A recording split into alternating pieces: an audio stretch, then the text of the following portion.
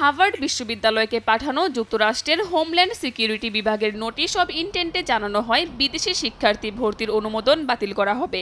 ৫ পৃষ্ঠার ওই নোটিশে আন্তর্জাতিক শিক্ষার্থী ভর্তির অধিকার বাতিলের কারণ ব্যাখ্যা করা হয়।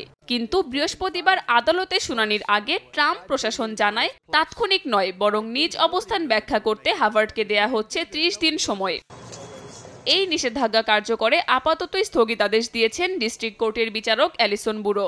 জানান স্থিতাবস্থা বজায় রাখতে হবে, অর্থাৎ হার্ভার্ড এখনই আন্তর্জাতিক শিক্ষার্থী ভর্তিতে বাধা পাবে না। জানান ভিসা কার্যক্রমে যাতে কোনো পরিবর্তন না আসে, দুই পক্ষ মিলে এমন সমঝোতায় পৌঁছাতে হবে।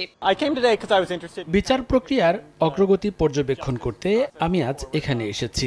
আমার সহপাঠীদের ভবিষ্যৎ নিয়ে আমি উদ্বিগ্ন।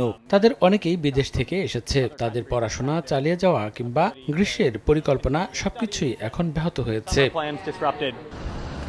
হোমল্যান্ড সিকিউরিটি বিভাগের সচিব ক্রিস্টি নোম গেল ২২ মে ঘোষণা দেন হার্ভার্ডকে ছাত্র ভিসা প্রোগ্রাম থেকে বাদ দেওয়া হবে। কারণ হিসেবে তিনি উল্লেখ করেন বিশ্ববিদ্যালয় পর্যাপ্তভাবে প্রশাসনের অনুরোধ মানেনি।